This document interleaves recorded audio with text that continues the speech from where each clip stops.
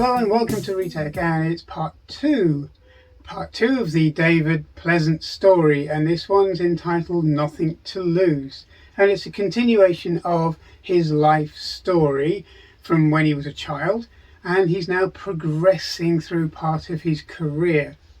And if you haven't seen part one, I suggest you go and watch that one first, because it's kind of all pieces together as the story goes along. So what we're going to do now is we're going to listen to David Pleasance, his story, and we're going to know more of the man behind the machine.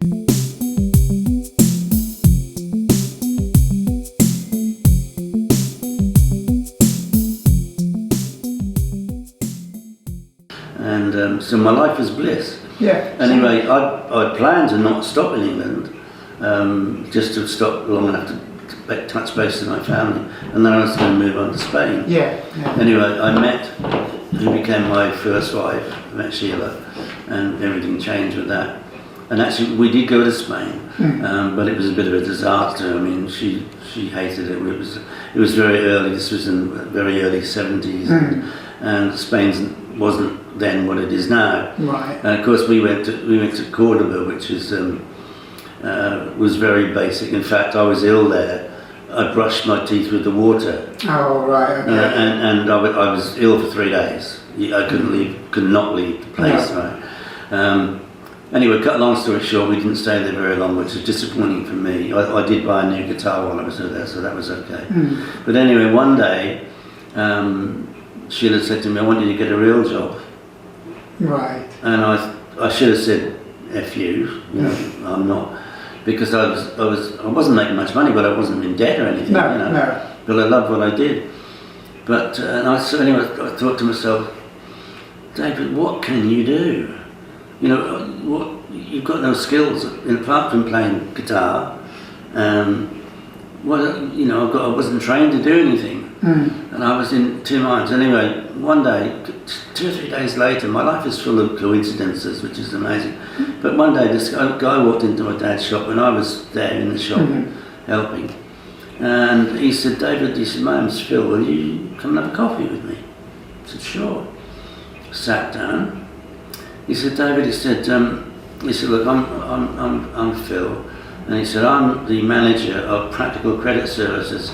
It's a company that does shopper checks, and they help people to, if they want to buy a toaster or they want to buy a fridge, we supply them the finance through your dad's shop, and that's how." He said, "So that's how we know your dad." Yeah. And he said, "I've been coming into the shop," he said, "and I said, I've got to tell you," he said, "you've got an amazing way with people." And I said, "Oh yeah." And he said, "Yes, look," he said, "my business is growing and I need an assistant manager. Right. I've been told I've got to get an assistant manager." And he said, "I wondered, would you like the job?" This is like 3 days after I've been told to get a job, and I didn't know what to do. Yeah. I mean, it's strange, isn't it? It really is strange. You couldn't plan it. No. So anyway, I thought about it. I've got nothing to lose. So I started with them and did really, really well. And within 6 months, they'd made me manager in training. And they sent me around to all these different branches of Practical Credit Services to work with the managers there and learn from them, including their mistakes. And the plan was that I was going to be, they wanted me to open some branches. Basically, Practical Credit Services was owned by Provident Group. Right, okay. And they had Provident shops everywhere, and they wanted to open a Practical Credit Services shop everywhere where there was a Provident one across the country, owning their own position. Yeah. Right? Yeah. And so anyway, they got me, and I had to go and open a couple of shops. I had to find the premises, get all the details, send it off to the property department. They do the lease. I then have to go knock on all the retailers and say, will you accept these checks? And then I had to recruit staff, because we used to have ladies that every Friday night would go and knock on the door saying, "You owe £1 this week," and all of that. So that was my introduction into the retail market, was through Practical Credit Services. Anyway, ultimately they sent me to Sheffield, because I found it. I'd been there for about 2 weeks, and I found a guy there who was managing, who was an ex-cop who was fiddling. And I found him fiddling and let them know. So next thing you know, he's gone, and they appointed me as the area manager. I'd only been with Credit packet growth services less than a year, but I just took to it, one of those things, Yeah. Anyway, then I'd been missing Australia like crazy, because Sheila, my wife, was English, she'd never been to Australia. So it was coming up to Christmas, and Sheila worked in the bank, and she'd been transferred to Sheffield, where we lived for a while, and she was working for Barclays Bank in Sheffield. Anyway, every year the staff at the bank get one day off to go Christmas shopping, and so we decided we were going to go up to London for the day. Yeah. So I said to Sheila, while we're up in London, let's drop into the Australia house, because there's some rumours about the visas and things are all changing. Let's just drop in and see what's happening, so we're aware of it, Yeah. So we dropped into Australia House, only to be told that yes, all the rules are changing, and changing from the 1st of January, and this is, I think, was the 18th of December. Right, okay. And they basically said, if you don't get into Australia before the 1st of January, you won't get in. This is, I think it was the 18th of December or something. So we was walking around like, what the hell are we going to do? So I said, look, the first thing we should do, let's find out if we can get there. If we can't get a flight, then there's no point in trying to do anything else, right? So we went to a couple of travel agents, and we eventually found a flight that we could get that would get us there. Right. It was there on Boxing Day, I think it was. So I said, right, we've got the flights, and I think we paid a deposit or something just to make sure we kept the flights because they were so rare. And then we had the job. I had to go and talk to her. First of all, I had to tell her family I was taking them away. Like, we're not going to be here for Christmas. We're leaving in 5 days' time or whatever it was, So I got over that hurdle, and then I had to go to her bank manager, because normally with the bank you're supposed to give her like 2 months' notice or something, So I remember I sat down in front of this bank manager, and I explained to him, look, we have this opportunity, and we know it's not the normal, can we leave by only giving you a few days' notice? And the guy said, look, he said, kids, he said, if I was your age, he said, I'd be on the plane with you.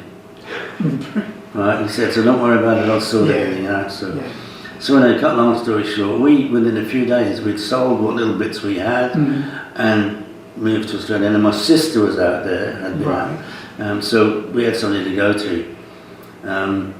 But it took such a lot of courage for my wife to do that, because. But in a way, it was the best thing, that you don't have months to recriminate. You make the decision and go, and then live with it, whatever happens. So anyway, the first job I got in Australia was I worked. What do they call them? A building society, but not a normal building society. I have to say, it was probably a bit dodgy. Right. They were called a Burkett society, and basically what they did was that every now and again they'd draw the numbers and somebody would get a free mortgage. Right, okay. But people were investing and all kind of stuff. I wasn't very happy, but it was a job, and it brought some money in. And then I thought, I'd really like to get another job. And the guy I worked with, his name was Gary Walton. And he said, I've got to leave here. And I found a job in the newspaper, and I said, this is like a job, why don't you go for that? Yeah. And it was an advert, big advert. And so off he went, and he came back, and I said, how did you get on? He said, actually, it's not for me. And I said, well, tell me about it. He said, what it is, he said, there's 11 banks that got together, and they want to release Australia's first mass market credit card. Right, yeah. This is before Visa and MasterCard, right? And he said the job is, to sell into the retail market, la-di-la-di-la-di-la. And I thought, that sounds like a perfect job. And I said, well, what didn't he said, I don't know what this day, so it doesn't really interest me. And they said, after they'd done their presentation to this room full of people, they said, we're going to interview you individually, and we'll do it by alphabetical order. Yeah. Because his name was Walton, he was going to be one of the last. I couldn't be bothered to stay. So I thought, right, give me the paper back, the newspaper ad. And I rang the Sydney office, and I said, what's going on? I said, I sent an application for this job, and all the other people, oh, Mr. President, we must have mislaid it, don't worry. Can you have attend the second interview, like tomorrow, the day after, whatever it was? So I skipped all of that. And then I got in, and this was the most perfect job for me.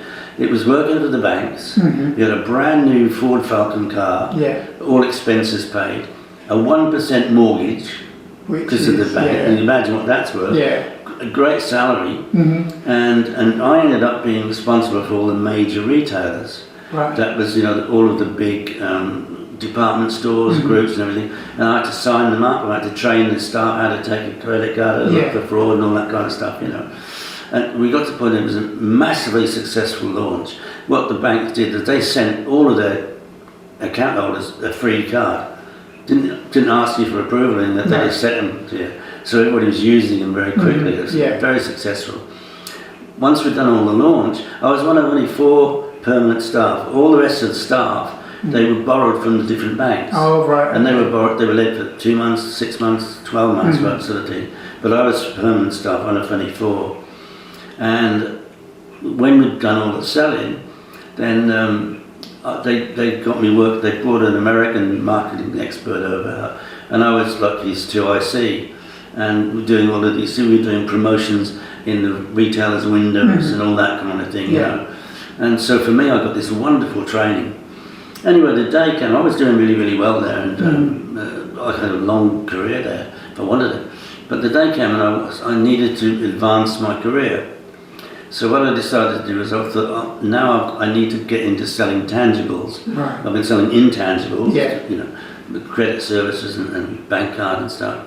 So now I want to get into selling tangibles, and I made a point of only trying to work for blue chip companies. Right. So I saw a job and I applied for it, and I got the job with 3M company. Yeah. One of the, I think they're about the 26th largest company in the world. They're called the silent giant because they don't make a big noise about themselves. No. But they've got 87,000 products. Right. Okay. Worldwide. So.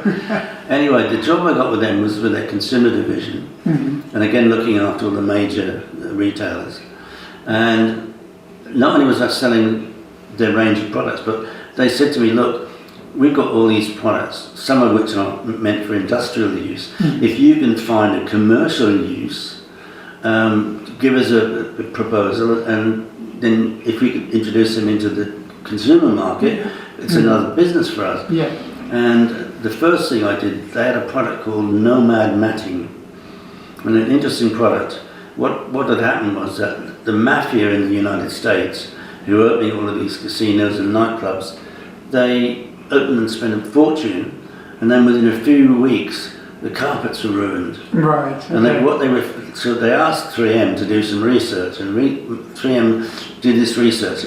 So you'd have an entranceway, and there'd be a mat, and people would come along and they would wipe their feet and walk in. The next person to come along would wipe their feet. They would pick up the dirt that was left from the previous person and take it in with them. And so from that, they developed this product called Nomad Mating, and it was made out of a kind of a PVC product, but it had loops on it, so that this stuff felt below the loops. Yeah. Very clever product, and it was sold in giant rolls, so that you could put, big. So what I did is I said we cut it into a consumer door size, hang sell it as a doormat to them. Which we did, and so I launched that product for them. Right, okay. Just a good example. The other thing I did was that, 3M is famous for recording. Not only was it in all the studios, it was the master tape for most things. They had cassettes as well, full range of cassettes. And they launched a brand new product called Metafine. It was the world's first metal particle tape. Right. And they said to me, look, we want to do something with our range of cassette tapes. So I did a whole launch. And basically, I did a booklet, and it was about recording, and then it said my tagline: "The truth comes out." Very clever tagline, right? And so in the book, it tells you all about the different cassettes, what they did, how they did it, and all the rest of it. And what I did was I did joint promotions, because I was software, blank tapes, the hardware, Hitachi, Toshiba, and all of those. So I did a joint promotion. I said to them, look, let's work together, and between the three of us, you, me, and the retailer, we'll do this and share the costs, right? And that worked incredibly well. Nobody had ever done anything like that before, and as a result of that, I got approached by Pioneer Electronics. They approached me and they said, we want you to be sales manager for Queensland, and blah-de-la-de-la, you know, which of course I accepted. Yeah. And when it was around about then that we had our first child, Marcel, and Sheila had to take Marcel back to England in a hurry because her dad was in the throes of dying, and she was he had stomach cancer. It took him 6 months to die. It must have been awful. But anyway, she got the feeling we want to go back to the UK. So I hadn't been at Pioneer very long. But anyway, we decided we'd go back to the UK. And so what we did is that we took Marcel and we went to Pattaya in Thailand for 2 weeks. And then I put them on the plane back to the UK. I mean, I went to America, I went to Mexico, I went to Japan, all over the place. That's when I realised that computing, and in particular home computing, was going to be, in my opinion, was going to be the next best thing. Yeah. And I knew absolutely nothing about it, not anything. It's a transition from music all the way through to... Yeah, it's exactly how, I mean, one of these things that happened out by chance, you know, really. Anyway, cut a long story short, I got back to the UK, and I knew that I wanted to get into computing, but how, where, what? And of course, in those days, there's no internet. So it was, if you wanted, there used to be advertising in the newspapers. So Thursday newspapers was full of good jobs, and the Sunday newspapers. So I'm scouring all the newspapers, looking for anything with the word computing, whatever it was, with no qualifications or anything. But anyway, I saw this little job advertised by what turned out to be an agency in London, and as I think it was something to do with computer services. I'm not sure. But anyway, I got on the phone, and you know, I'm a good salesperson. Eventually, after about 35 minutes, I got this guy to agree to me to have an interview. And I said I didn't know what the job was about, anything, I swear to you. So anyway, I got to London, suited and booted, as they say. And as I arrived, I can see it like it was yesterday, there was a lady just leaving, and I remember holding the door open for this lady as she walked out, right? So I walked into the place, shook his hand, and sat down and had this interview. And after the interview, this guy said to me, he said, look, Mr. Pleasance, he said, I got no doubt at all from interviewing you that this job that you come for, you could do it standing on your head. Right. He said, but I'm not going to put you forward for it. Oh, okay. I said, oh, thanks a lot. He said, no, he said, hear me out. He said, the thing is, he said, you've got the most incredible retail background I've ever seen. And I've been in the industry 30 years or whatever it was. You know?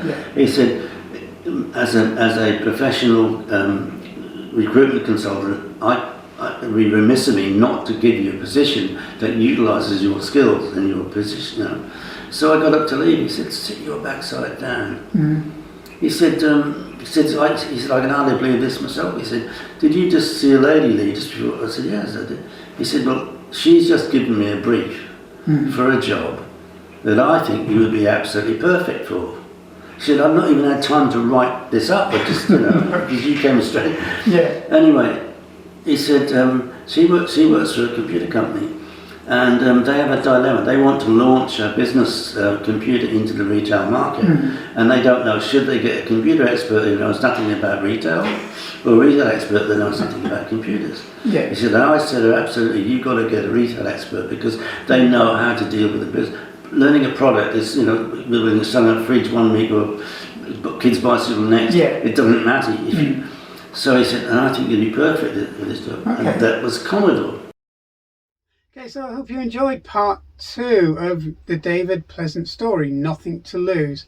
And I hope you'll agree, he's an amazing storyteller. He's had such a colourful life up until this point, at least. So I hope you'll stick with us, and part 3 will be out shortly. So thanks for watching. Please subscribe, and I'll see you soon. Thank you.